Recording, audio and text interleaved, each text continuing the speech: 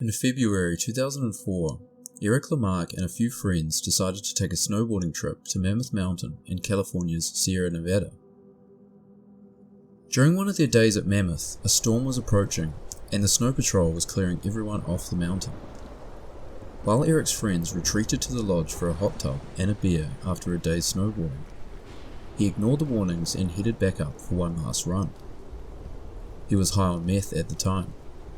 He enjoyed gliding through the powder as the sun set, but before long he entered the storm and fog began to severely limit his visibility.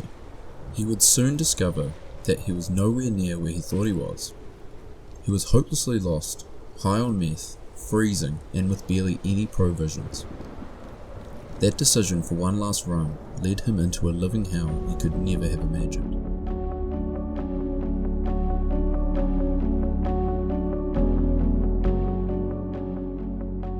Eric was born in Paris, France in 1969, but shortly after moved to Los Angeles where he grew up. He was an incredibly talented hockey player, drafted by the Boston Bruins of the NHL at only 17 years old. Eric retired from hockey in 1999 and took up snowboarding. The thrill he got from hockey was replaced by the rush he got from snowboarding and from methamphetamine, a habit he picked up while living with a friend. Eric would go on to admit that he was addicted to two powders, one that fell from the sky and the other that he snorted into his body. He was constantly looking for new ways to obtain a bigger high and to take bigger risks. He was managing a dangerous drug addiction to crystal meth alongside his professional snowboarding career. Then in February of 2004, he and a few friends decided to take a snowboarding trip to Mammoth Mountain in California's Sierra Nevada. At an altitude of around 11,000 feet, Mammoth Mountain is known for some of the best skiing and snowboarding in the US. On February the 6th, Eric and his friends were enjoying their day of snowboarding on the mountain when a storm began to brew. The storm grew fiercer, so ski patrol ultimately shut down the slopes and began ushering people off the mountain. His friends listened to the warnings and decided to call it for the day. They headed back to the lodge. However, Eric chose to ignore the ski patrol's warning, as he was determined to take one last ride. His natural snowboard talent, combined with an impaired judgment from using meth that day, created a very risky concoction. He decided against the safety of a marked trail. Instead, he ducked beneath the ropes and went down an unmarked section of the mountain, ignoring the crossed ski poles that signaled that the last of the ski patrol had left. Eric was having a great time, shredding through the powder as the sun set and the storm thrashed across the mountain. He had it all to himself. Soon, the fog grew thicker and the storm fiercer. Eric's visibility was limited to under 10 feet in front of him. He thought he was through the steepest part of the ride and knew how to get to the bottom of the mountain. But within minutes, he realized that he wasn't where he thought he was. He had taken a wrong turn and headed deep into the wilderness. Eric was hopelessly lost and incredibly cold. He was wearing just his shell, which is a layer of protection against wind, rain, and snow. Shell jackets sacrifice insulation in favor of versatility and weight. He had on him only 2 power bars, 3 sticks of bubblegum, a book of soggy matches, an MP3 player, and a baggie of meth. So he began trudging through waist-high snow searching for a way out. After almost an hour, he came across some tracks in the snow. They were his own. He had walked in a complete circle. Eric then decided he'd climb further up the mountain to get the momentum he needed to pass a bowl-like shape that he was stuck in. After 3 hours of hiking up, his ride down took him only around 100 feet. Eric came to the terrible realization that he was indeed lost and would have to spend the night on the mountain as the darkness set in. He made a crude shelter by digging into the snow with a snowboard. He took out his matches and tried to light a fire. They were completely soaked. He spent that night huddled next to a tree, shivering violently and unable to sleep. When morning light broke on that first day, he hatched a plan to hike over a ridge, find the road and hike back to a lodge. However, he found himself walking in circles, up tracks he'd already made and down slopes he'd already ridden, using critical energy in the process.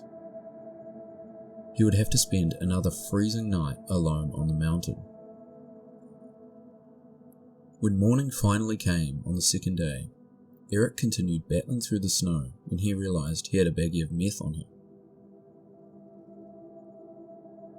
The one sensible decision he made during his ordeal was to dump out the baggie and kick the habit for good.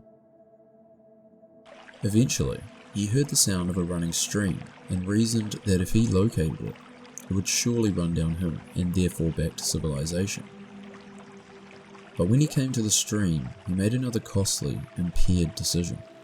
Rather than follow along the stream from the safety of the riverbank, he hopped downstream along the rocks within the river.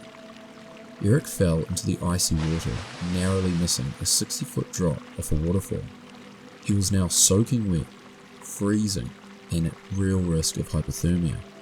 He then removed his clothes and boots in an attempt to dry them in the sun, when he noticed the purple and black shades of his feet, clearly in the early stages of frostbite. Desperately hungry, Eric actually ate the dead skin off his frostbitten feet, collected pine nuts, and used his snowboard to hack off bark to eat. He put his damp clothes back on, climbed up a rocky cliff, and spent another cold night sleeping on a ledge. By the next morning, sub-zero temperatures had taken a toll. He couldn't feel his feet.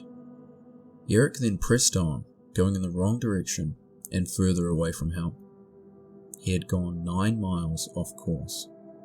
For the next 3 days, he inched his way up the mountain, drinking and eating snow, pine nuts, tree bark, while sleeping in crude shelters and makeshift igloos. Eric's body was eating him alive by day 6. He lost so much mass that any ounce of energy was gone. The hunger pains were agonizing, and he was becoming more and more delusional. He spent his 6th and 7th night in another crude shelter, freezing cold, which was only around 10 steps away from overlooking the top of the mountain. He'd given up at this point. When daylight broke, Eric was facing his 8th day alone in the wilderness. Now he was riddled with frostbite and running out of ideas, so he turned on his MP3 player, and when it powered on, Eric noticed that the signal became stronger when pointed in certain directions. In a brief moment of clarity, he realized that if he followed the signal's strength, it would probably lead him back to Mammoth. While trekking through the snow, he heard the blades of a helicopter slicing the air. That day was Friday the 13th, and Eric was rescued on the brink of death. He had lost 45 pounds. Although he was lucky to be alive, he had suffered irreversible damage. His legs were amputated just below the knee shortly after his rescue. He developed a near fatal fever in the hospital from gangrene, but managed to survive that too. He was given a second chance to turn things around. Eric has since taken full advantage of his second life. He's a published author and has since had a film made about his ordeal titled 6 Below, Miracle on the Mountain. With his new perspective on life, Eric's first day back on the snow was 1 year to the day of his rescue. Now a father of 3, he is often found on the mountain, but this time sticking to the marked trails. Thank you so much for watching.